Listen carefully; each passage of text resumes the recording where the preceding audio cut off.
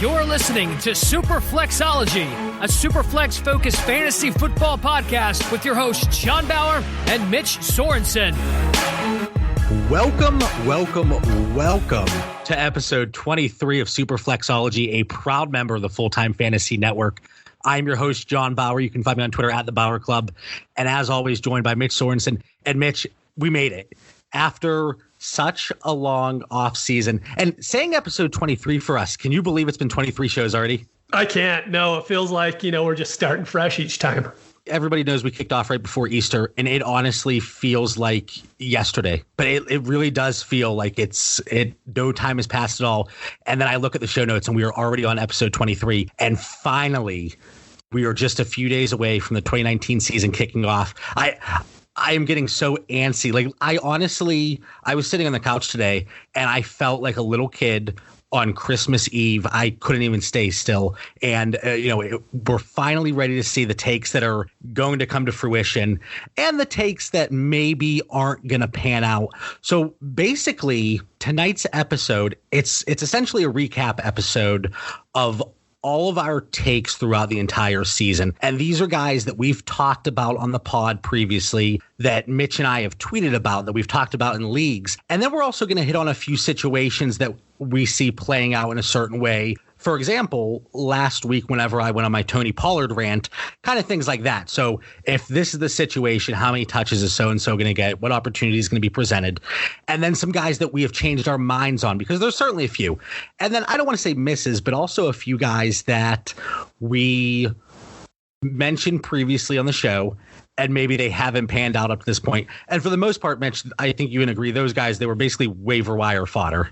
Yeah, pretty much. And the people that we're going to talk about, I've been making trades, as recent as an hour ago based on my feelings on these players and how high I still have them. And a lot of these players, so we pulled the FFWC ADP and looking at their current average draft position in redraft. So tonight's show, it's strictly going to be from a redraft perspective because this is how we see them performing this year. And if they're going to beat ADP or if they're going to come in a little bit under. So looking at the ADP, some of these guys, man, they really have moved, and they're guys that we've been talking about all offseason. So basically, we were able to get ahead of the value changes. And the listeners out there, I'm hoping that some of these guys, you took advantage of that and the insight that we provided. I don't want to toot our own horn because nothing's happened yet. The season, it still has not started, and we don't know how these guys necessarily are going to perform. But throughout the offseason, we have seen a value spike or a value plummet for some of them. So we're going to start off tonight with our quarterbacks. We're going to run through all the positions. And Mitch, let's start with the quarterback buys right now. So these are the quarterbacks that you've been talking about, that you've been touting all offseason, that you think are going to outperform their ADP from a redraft perspective. So Mitch, start us off with the quarterbacks. So I'm going to start off with Sam Darnold. He's the guy who I've been on since really early in this process. He's still going at quarterback 22. They've upgraded all that skill position group there. So they have Crowder, and as long as Crowder's healthy, he is one of the probably top 5 slot wide receivers in the league. They have Le'Veon Bell now, so the running game is going to be more than fine. They have a good defense. I think Darnold this year is going to easily be a quarterback 2, and if you are buying him a dynasty, you want to buy him now, today, before the season starts. Darnold's a guy that we really haven't seen a big jump in his ADP.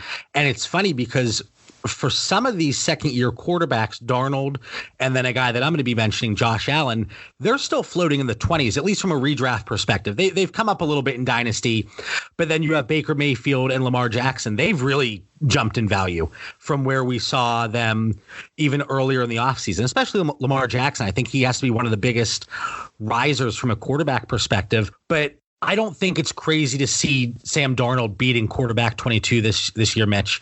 And I don't know if I see him taking a leap into the top 15, but I think it's a safe bet to say that he does outperform quarterback 22 in 2019. So the first guy that I want to talk about, and just since I mentioned him, Josh Allen, and to anybody that's on Twitter in our leagues, any listeners, that should be absolutely no surprise. So he's currently going quarterback 20, and he offers tremendous upside. there's very few, especially one quarterback leagues. I haven't taken him in redraft as my quarterback one, but I do think he has tremendous upside.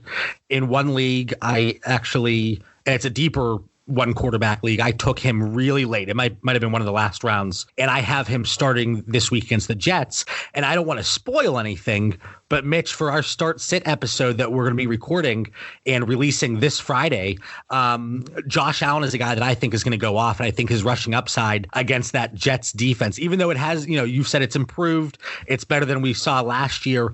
I like his upside against that defense. But yeah, from a redraft perspective, with what we saw the last 6 weeks of the season, I know the first half was rough last year for him. We've talked about that time and time again, but I can't see him not beating quarterback 20. So for me, Josh Allen is a buy at his ADP, and I think he's going to beat that. Yeah, I think Josh Allen's a smash right there. As long as he stays healthy, he's going to beat that ADP easily. The next person I want to bring up is Joe Flacco. So his ADP is actually going lower than what I was able to find in our redraft ADP. So I went and looked at some dynasty stuff, and he's going at quarterback 32 right now. And you've been talking about him since before Scott Fishbowl. So the big thing about him is everyone was worried about Drew Lock. I don't worry about good training camp news because coaches really like to talk up their players, but nothing good has been said about Drew Lock this entire preseason. And that's incredibly worrying. And he's even on IR right now. And so I think Joe Flacco is the starting QB this year with how good of a defense they have. They have a very good O-line, and Munchak is in there now. The running game is awesome.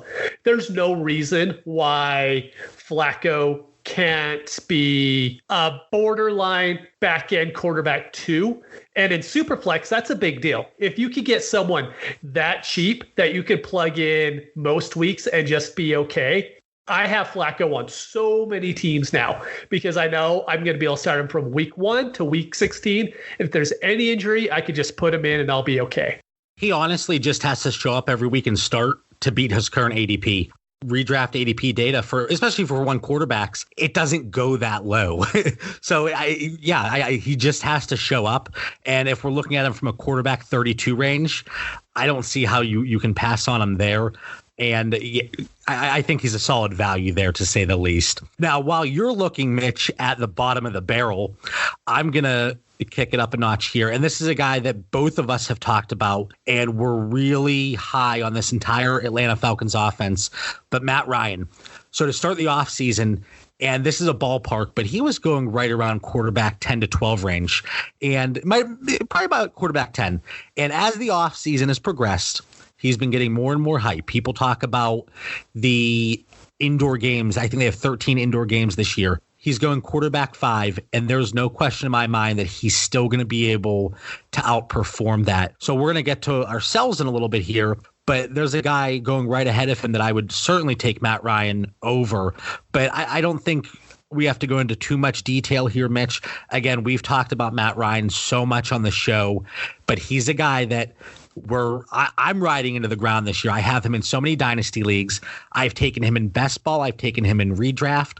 I've taken him in some of the FFWC online championship leagues. I have him everywhere. So I'm heavily invested in him. And I really do think he's going to have a fantastic season. And I mentioned this before, paying out at 26 to 1, I actually threw $200 on him to win the MVP this season. So that really is how confident I am in him. Now, for that to pay out, I think that the team as a whole, they have to win some games, because I don't think he's going to get MVP if they're having a losing season. That's my only concern. But for Matt Ryan specifically, he's a huge buy at his quarterback 5 ADP. Yeah, with Matt Ryan and how bad that defense is going to be this year, they're going to be in so many shootouts and they play in so many dome games. I love Matt Ryan. The issue is you have him in every league, so I can't have him in any league at that point.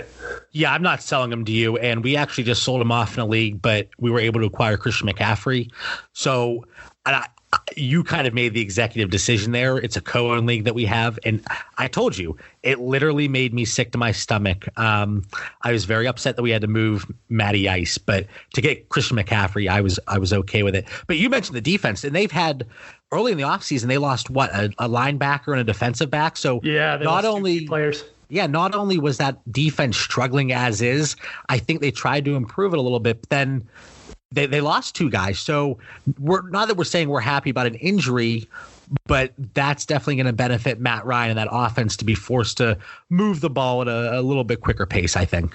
Yeah, I definitely think so too. Now, this shouldn't surprise anybody, but my cumulative list here has far outweighed Mitch's because, Mitch, like you said off the air, I pretty much have a take on every single player. But two other guys that I want to hit on, and again, we really don't have to go into much detail, but Jameis Winston, quarterback 11, Kirk Cousins, quarterback 18. And again, this is off of FFWC ADP. If you look at some other ADP resources, it fluctuates a little bit depending on the site that you use.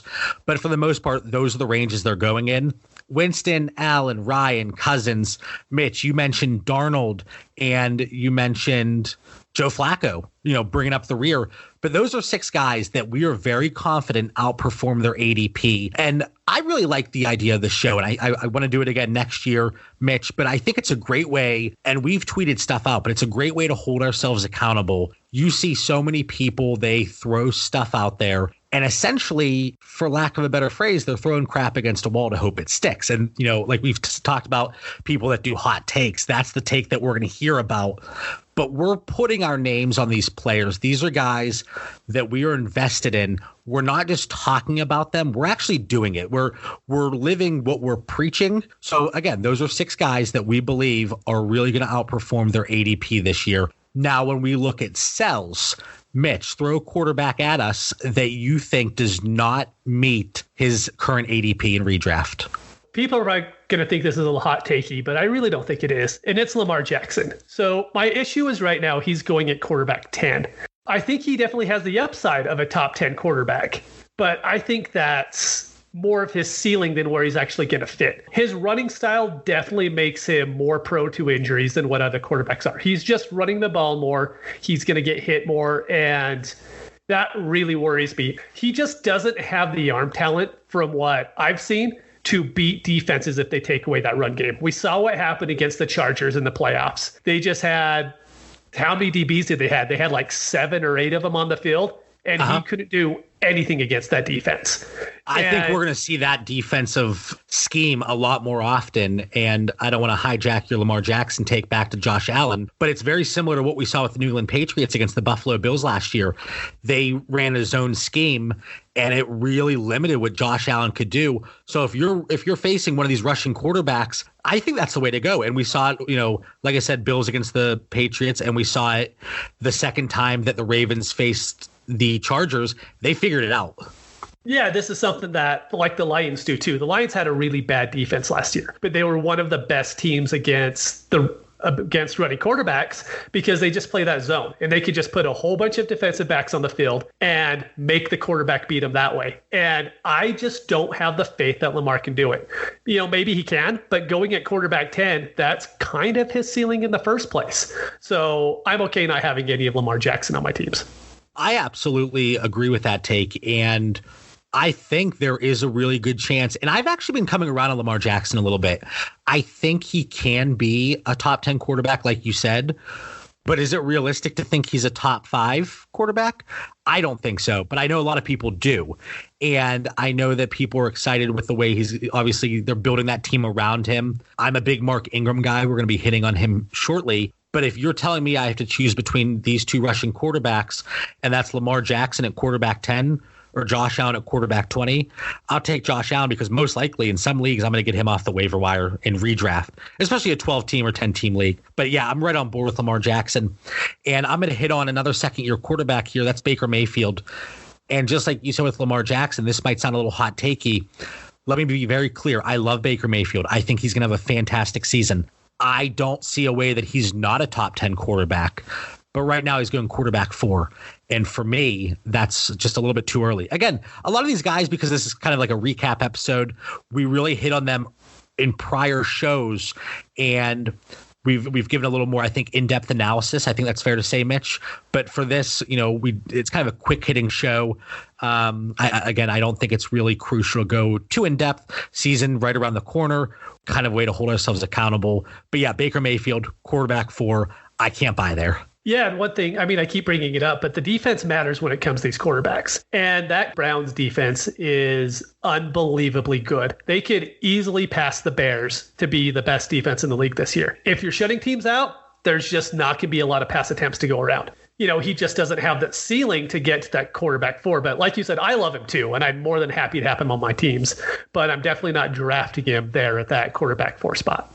No, and he's just not slipping any further. So it's kind of if you don't get him at his ceiling, you're not going to get him. Yeah, so he's definitely someone that I have for a sell candidate as well. Do you have anything else for selling? Yeah, there was one more, and that is Drew Brees. So I was really surprised by this. So when we've talked about the FFWC ADP, that is based on the 10 most recent drafts. So it's really up to date. I know there's other resources. They're a little more cumulative, but right now he's going as quarterback 13 based on those drafts. Other resources have him as quarterback 7. And I think that might be a little closer to the general consensus on a larger field. Whether it's quarterback 7 or quarterback 13, I want nothing to do with Drew Brees. I said before that I can't see him being a top 15 quarterback this year, and I stand behind that. So, yeah, at quarterback 13, quarterback 7, whatever resource you want to look at, Drew Brees, he's a sell for me in redraft. Yeah, that's something that the Saints have, shown over the last couple of years. They just aren't going to pass that much. So I completely agree with that one. Yeah, going more towards the run first mentality. We've seen him fizzle off in the end of the season the last 2 years. I can't trust him at that point. So moving on from quarterbacks, let's get into the running backs, Mitch.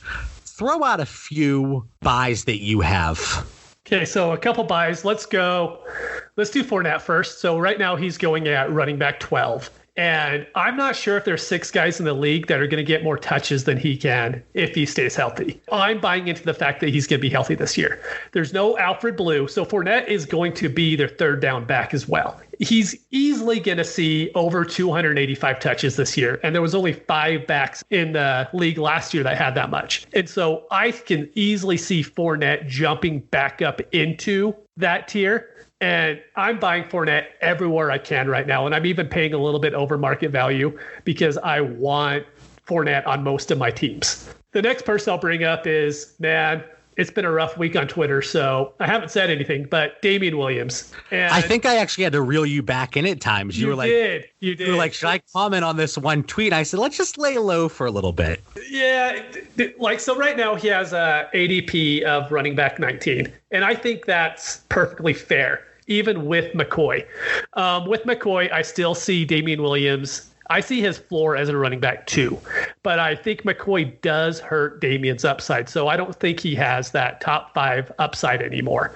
I think we'll know really early in the season if this is a horrible take by me or not. If we see him get 4 to 6 targets over the first, couple games, then I think we know he's going to be okay because we know he's going to be the pass catching back.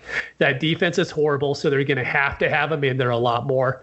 And I'll feel much more comfortable about this, a couple weeks from now. But right now, I'm still going to hold on. I haven't sold any Damian Williams shares yet, and I don't plan to.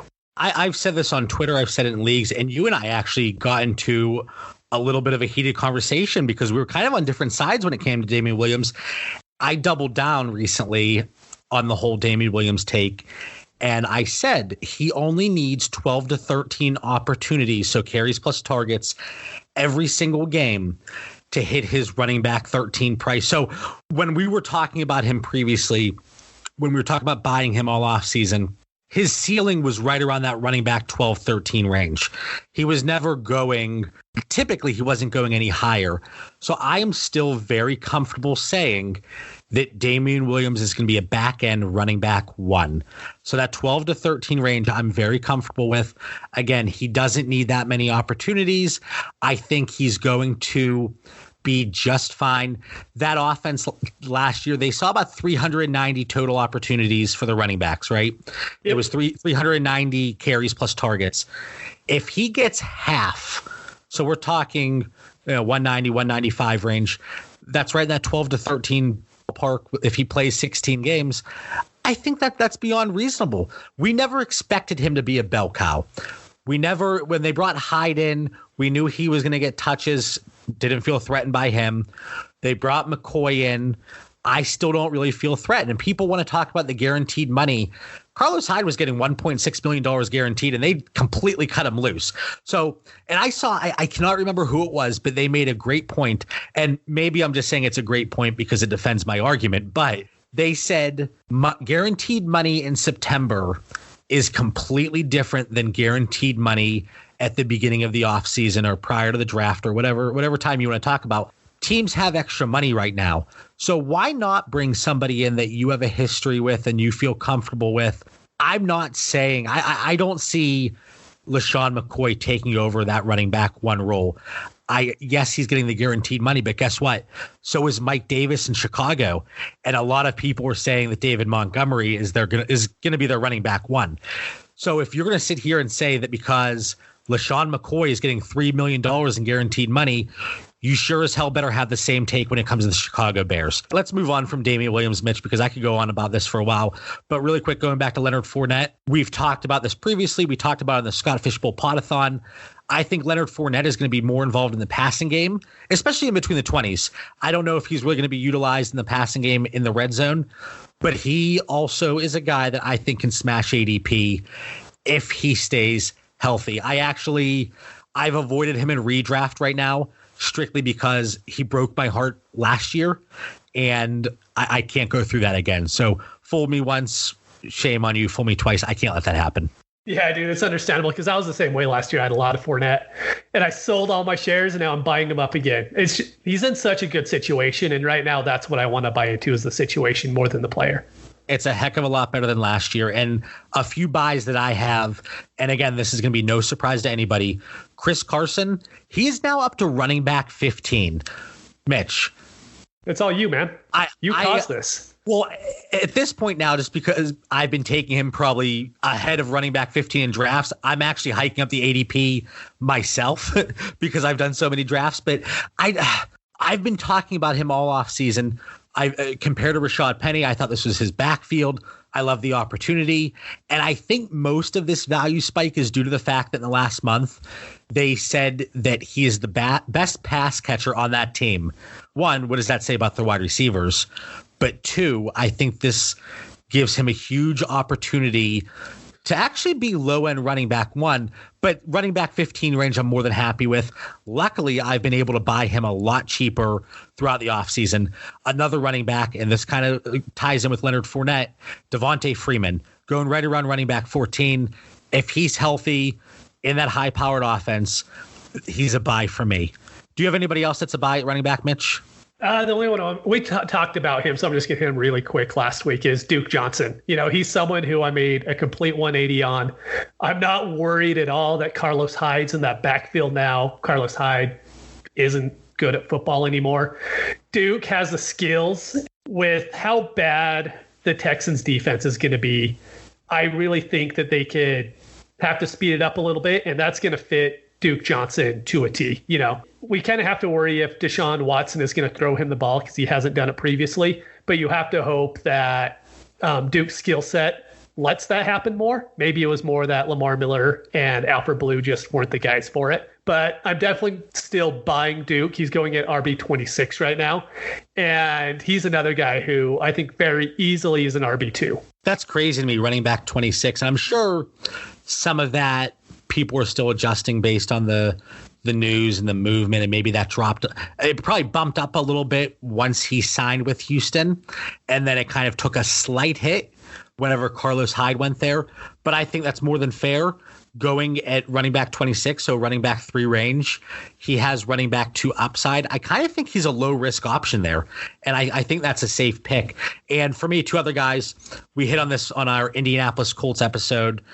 Marlon Mack, running back 23, and then Sony Michel, running back 22.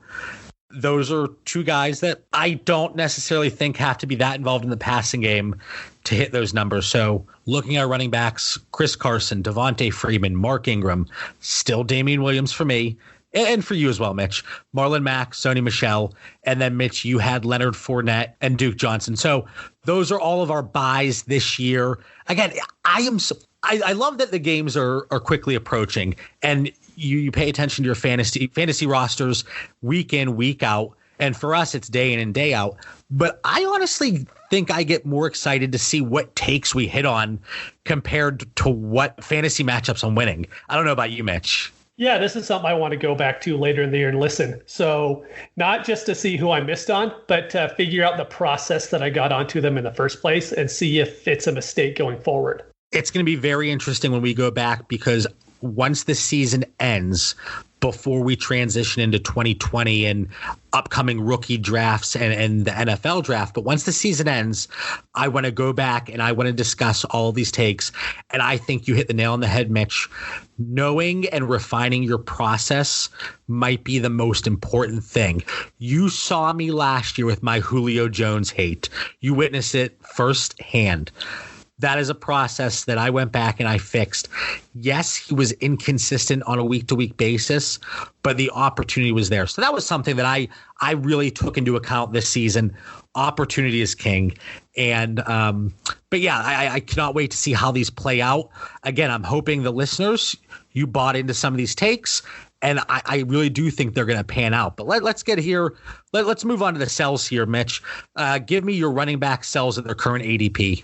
So this is the only running back sell that I have, and it's James Conner, who's going at running back 7. And I think he's actually going to get the work to be a top 10 back. As I'm sure everyone's heard before, is I really think offensive line coaching matters. And losing Munchak is huge for the Steelers. If you just look at someone like Seattle, who got rid of Tom Gable a couple years ago, and then last year, they go from one of the worst lines into the league to a pretty decent running line. And that was just pretty much based on getting rid of Tom Gable. And I worry that the Steelers are going to have that same issue since Munchak left them and went to Denver. You've been talking about Mike Munchak all offseason. I know that you're a big fan, and I think that's a very valid point. But yeah, James Conner going running back 7. I don't have an issue with him there. I actually feel a little more comfortable, but in most situations, there's always been a player that I've preferred, and we're going to get into that a little bit with our wide receivers, because I know I have a sell on my list, and you keep saying you're not quite sure why he's a sell for me, but it's a similar situation with James Conner. I don't mind him in his ADP. There's just somebody that I always prefer. So my sells really quick: Aaron Jones, running back 16, James White, running back 24, Phillip Lindsay, running back 28. Aaron Jones, it's plain and simple. He hasn't been able to finish either of the last 2 seasons. I don't think Jamal Williams is good, but I think he's going to cut into the work a little bit. You have a coach coming in that really has no loyalty to either, and that's one of the main concerns for me. James White, running back 24. It's funny because as I say it out loud now at this point, oh boy, I may have just switched here real quick. No, dude. Like, you're right on James White. But let me rationalize this real quick. And again, we've talked about this before too, not to get into take lock. And some might say that's kind of what we're looking at with Damian Williams. You know, we're locked on that take and we're not changing. But James White now, look at the wide receiver options there. You have Josh Gordon. All right. Julian Edelman, stud. We both really like him. And then Philip Dorsett, maybe. I mean, no real tight end option. Sony Michel, they say he's going to be more involved in the passing game. Not quite sure now. But running back 24, now, again, when I say it out loud, it doesn't sound that crazy. Here's my concern. I don't know if he's going to be used that much on a week-to-week basis. But, oh, boy. You know what? I'm going to do an old switcheroo here. I'm not buying him necessarily, but I'm going to take him off of my sell list because previously he was going a little later, actually. And whenever we thought N'Keal Harry was going to play, not that rookie wide receivers really had that big of an impact, I thought he was going to take some targets. But now looking at really 2 viable wide receiver options, question marks with Sony Michel in the passing game, even though I love Sony from a rushing perspective, I am going to take James White off of my sell list. But as you can tell, I'm very hesitant and reluctant. But Mitch, you're still saying he's a sell. I am, and you kind of brought it up there. He's going at what, running back 24 right now, right? Right. He's probably going to finish there at season's end. But the problem is I don't think he's going to give you that many running back 2 weeks. It was the problem that we had with David Johnson. You could look at David Johnson last year and be like, yeah, he was still in our running back 1, but he didn't give you any running back 1 weeks. He just stayed healthy the whole season, which was nice, but he wasn't providing you that upside. And I don't think James White's going to provide that upside either. He'll give you a few huge weeks to where he's getting you 20 and 30 points, but then you're going to also get a lot of weeks to where you're getting 4 and 5, and he's just going to kill your lineup at that point. So you kind of said he doesn't have the upside, but it sounds like you do think he has the upside. You just think his floor is super low. He has the so I'll say he has the upside in like a best ball league, but I definitely don't want him in redraft. Best ball, you don't have to worry about starting him on those weeks. And, redraft, you kind of have to pick and choose when you're going to play him. Yeah, like I said, he's not necessarily a sell for me at this point. Again, and it's funny because we type this stuff up and we chat and group me and on Twitter, and you have takes, but once you say it out loud, it's funny how things can switch sometimes. But this is very similar to other players that we've talked about. There were just other players around him that I much prefer.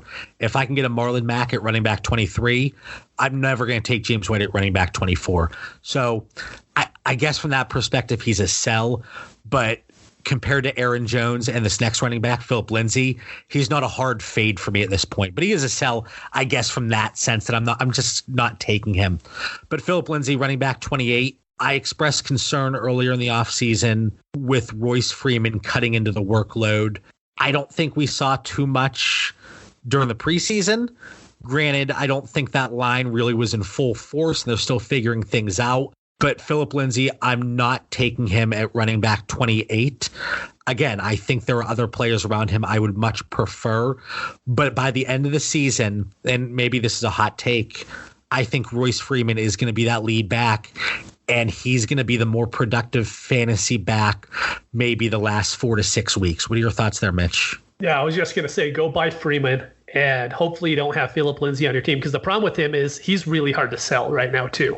Oh, so it's awful. Even if you're trying to get that same ADP back, you're just not going to get it. You're going to have to take a loss. The only time that I have Philip Lindsay, and it's in Dynasty, is if I was able to acquire Royce Freeman. So I kind of went for the whole backfield approach, and we'll see how it pans out. Wide receivers, Mitch, hit me with your buys. All right, so I love Adam Thielen still. He's going at wide receiver 11. He's going a couple picks behind Stephon Diggs, and there's no wide receivers that are going around Thielen that I'd rather have over him. We know all the balls in that pass game are either going to go to Thielen or Diggs. We've even seen it in the preseason that Kirk Cousins really likes throwing to Thielen still. Thielen had the back issue last year, and that's why we saw Diggs start to turn it on at the end of the season.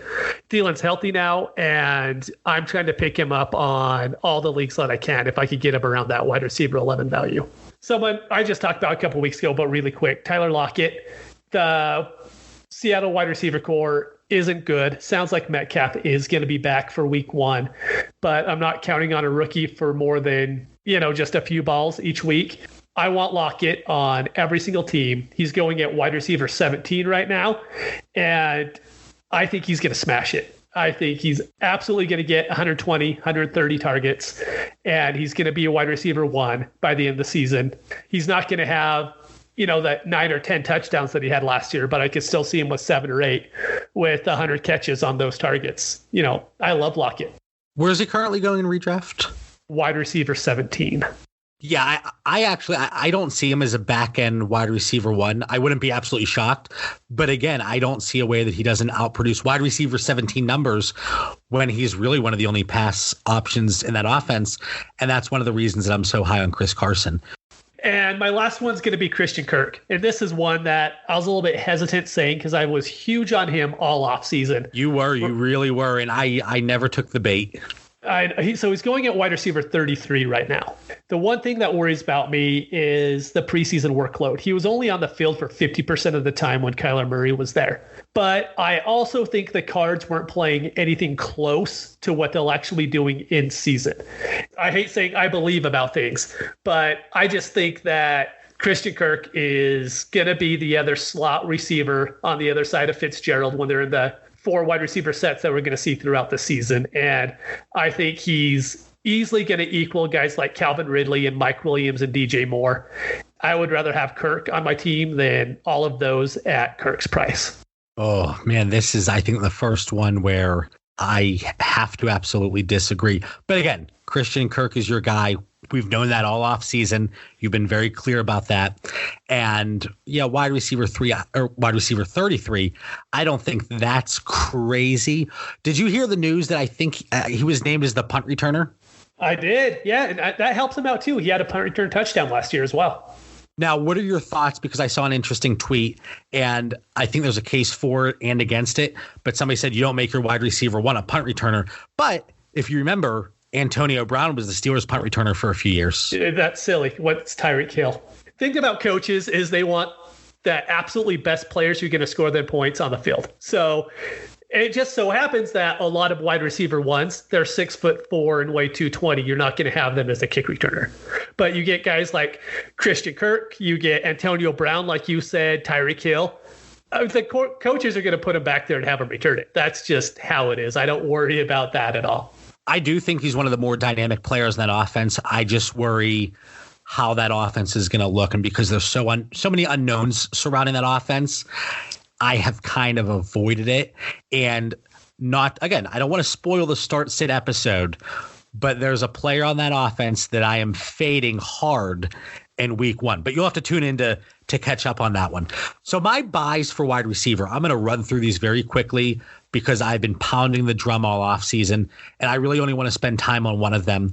But Julio Jones, wide receiver 3, Devontae Adams, wide receiver 2, T.Y. Hilton, wide receiver 23. And I think that's just tremendous value, and that's really dropped. So if you had a draft in the last week, and I've had a few, I was able to get T.Y. Hilton extremely late, and I think he's going to be able to smash that ADP. Tyler Boyd, wide receiver 21. Geronimo Allison, wide receiver 47. I'm still on that train, yes. And I think I might be one of the lone supporters of Dante Moncrief, wide receiver 48. I'm still taking him. The one guy I want to spend a minute on, Chris Godwin, wide receiver 13. That has skyrocketed. I think it was about 2 months ago. I got into a debate with somebody, and his ADP at that time was wide receiver 22 in redraft leagues or best ball or, the season long leagues.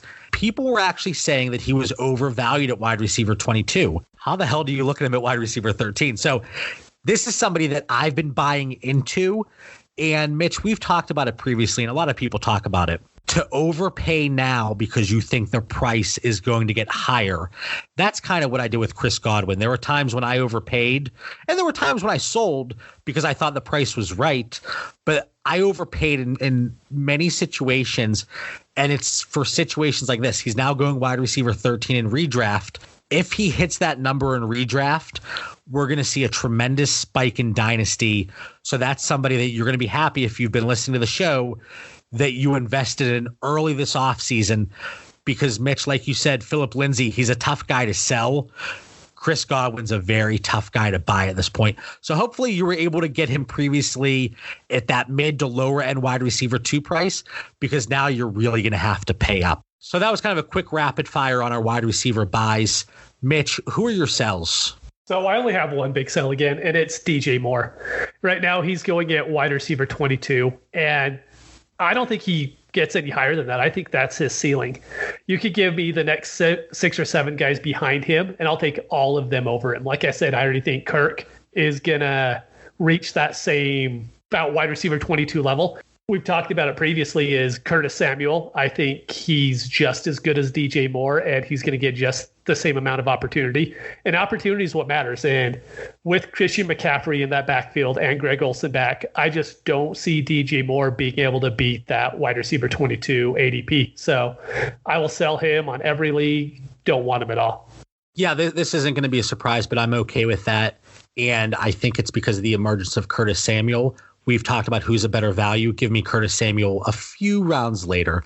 And for me, the sells, again, I'm going to hit on this pretty quickly because we've exhausted these conversations throughout the offseason. But Mike Williams, wide receiver 25, for me, it's a target concern. I made a wager with somebody that I don't think he hits 86 targets, and I still stand by that. I think Hunter Henry, Keenan Allen, even with Melvin Gordon being out, I think Austin Eckler fills that void in the passing game. So wide receiver 25, a little too high. However, I did buy him at wide receiver 30 in a recent draft.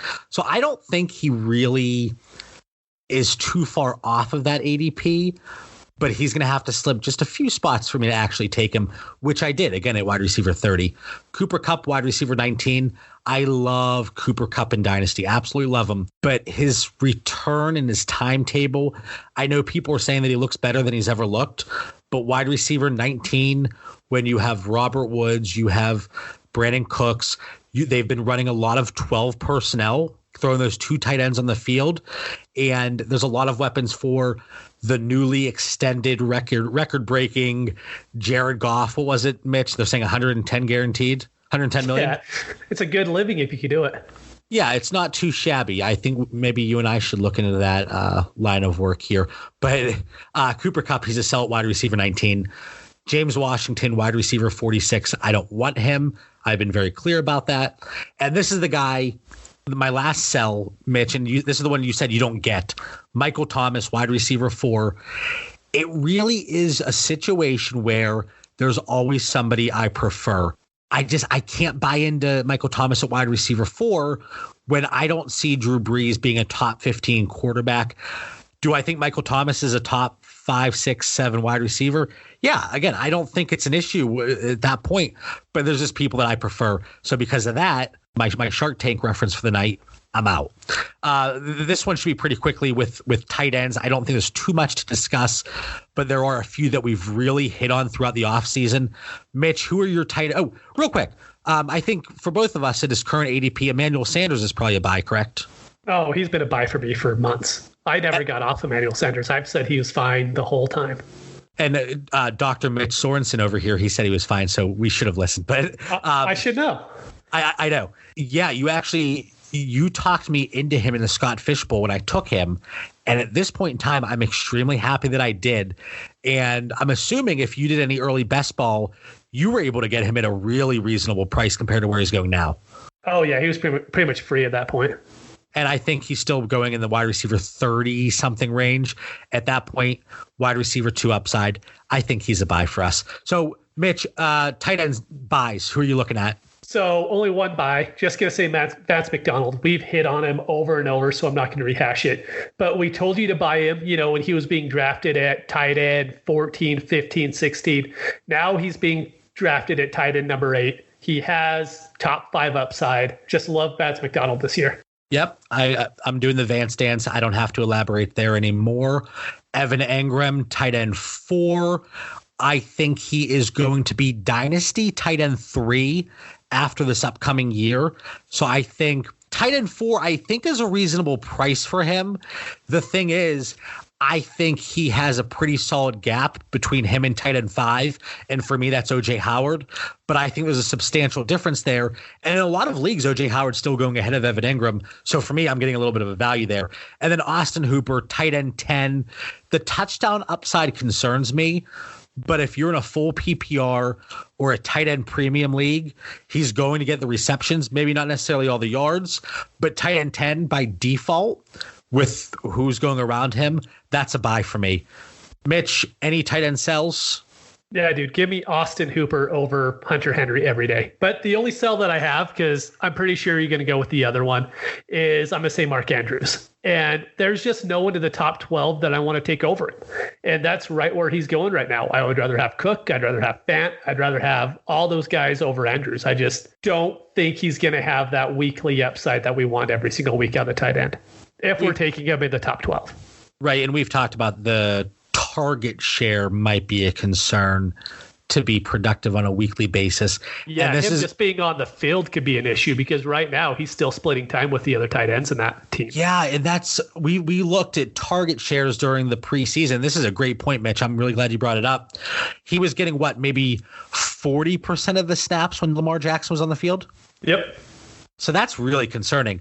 And if I want to take a guy around the tight end, if I want to take a guy around the tight end 12 range, he better be on the field. And that's what we look at. Evan Engram, Vance McDonald, Austin Hooper, they're going to be on the field 70% of the time at least. So that's why they're guys that I want to invest in. And we talk about being on the field. This next guy, And it's crazy because all off season we said he was a sell. And like I said, FFWC ADP, it really is the most recent. It's the 10 most recent drafts, and it pulls really recent information. Mitch, he's going tight end 16. So even maybe at that point I do buy him just because why not? But this is we have ripped on him all off season. I've gotten into so many debates with people that still saw him as a top 6, 7, 8 tight end. And if you look at other additional ADP resources, he's still going tight end 11. So tight end 11, I'm still selling. If Jack Doyle is healthy, I think he's going to be the safety blanket for Jacoby Brissett. So we've been saying all offseason, dynasty, redraft, sell Eric Ebron, fade him at his current ADP. We said it since April, since we kicked off this show. He was one of the first guys we talked about. And now at this point, his price has plummeted, his value's plummeted. Hopefully, even if you had to take a loss initially, that you were able to sell him, because now I think he's a hold if you do have him. Yeah, he's someone who was going as high as like tight end 6 or 7 in a lot of the early leagues that we drafted this year. And it's, it just goes to show that, and it doesn't have anything, I don't think it has a lot to do with the luck news either. I think people are just finally starting to see how much Doyle matters. And Ebron just isn't going to get the targets he had last year. And even if he gets the same amount of targets, he's definitely not going to get the same amount of touchdowns. And that's where most of his points came off of anyways. Yeah, we've screamed regression all offseason, so I don't think this is any surprise to the listeners that he is a sell candidate for me. I cannot wait for the season to get started. Again, we wanted to do this recap show. It's a way for us to hold ourselves accountable. When I doubled down on Damian Williams, even after the LaShawn McCoy signing, I said, and I tagged Old Takes, or is it Old Takes Exposed? Yep, Old Takes Exposed. I said, people can put me on blast, tag me in that if my Damian Williams take is incorrect. But we wanted to throw all of these takes, every player we've talked about, because hell, it might be this time next year and we're sitting here and I'm like, wow, I was 0 for 30. But I feel very confident in these guys. We've been touting them, or we've been against them all off season. And some of them, Eric Ebron, Chris Godwin, Chris Carson, their values have changed. But again, we've been talking about them for months. So with this being Super Flexology's first off season, we really do hope that we're able to help you this season and get those championships. We also hope that throughout the off season, we're able to get you ahead of any changing values in Dynasty, which I think for a lot of these guys, Mitch, I don't want to toot our own horns, but I think we were able to do. And I hope you were able to buy prior to any value spikes and sell before players lost any value. Remember, stay tuned later this week. I think we're going to get it out Friday morning, but it's going to be our very first Start Sit Super Flexology Start Sit episode. Say that 5 times fast, right? So we're going to be joined by Jordan Lindsay and Dan Lamagna. Mitch, we were told it's like lasagna, but with an M. So that's going to be easy for us to remember going forward. Mitch, do you have anything else that you want to tell our listeners before this season gets started?